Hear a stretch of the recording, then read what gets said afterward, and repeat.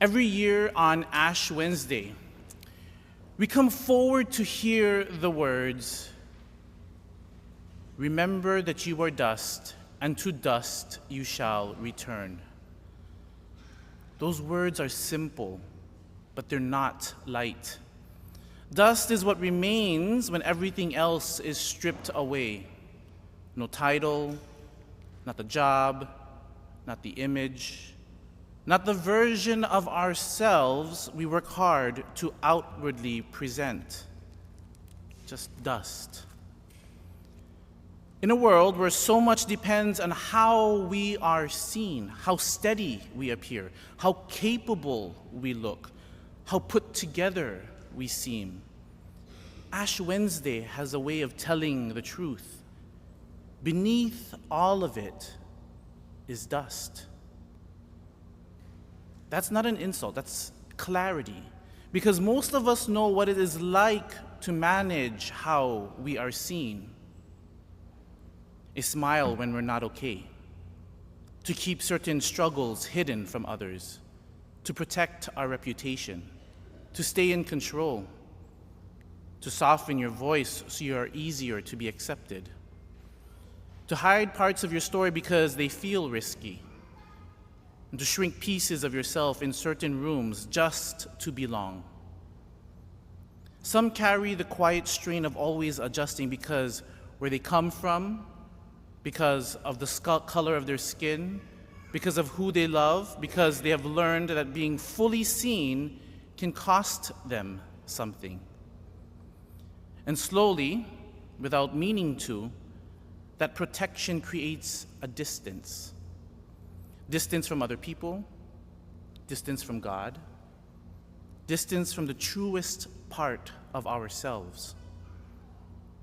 Oh, I know too how easy it is to protect the version of myself rather than feeling safer than the real one. I too know how tempting it is to stay in control rather than risk being known. And the church calls that distance sin.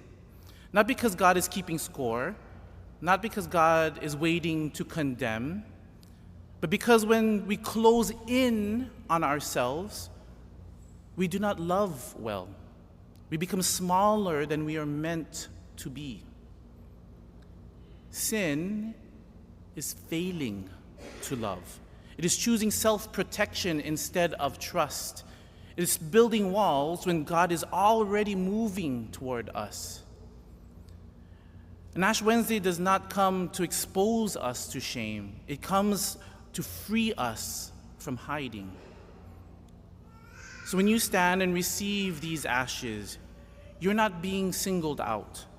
We stand under the same words together. None of us is above this, and none of us is beyond mercy. Some of you are here every week. Some of you are here because it's been a while. Some of you came because something in you didn't want to miss today.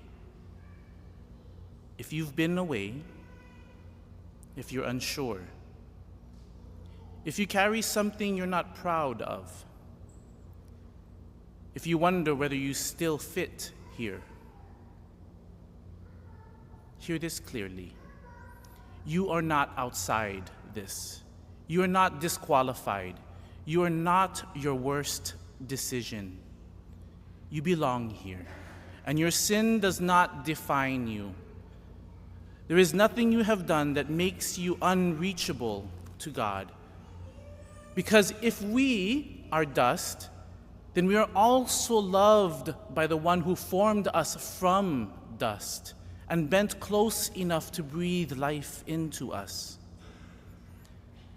That means our story does not begin with failure. Our story begins in God's hands. Joel says, the prophet, "Return to me with your whole heart." Return does not mean you were rejected. It means that you're being called closer and closer. And Lent is not about putting on a show of holiness.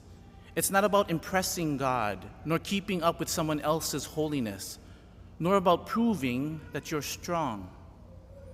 It's about loosening the grip on image, loosening the grip on control, loosening the grip on whatever keeps us guarded.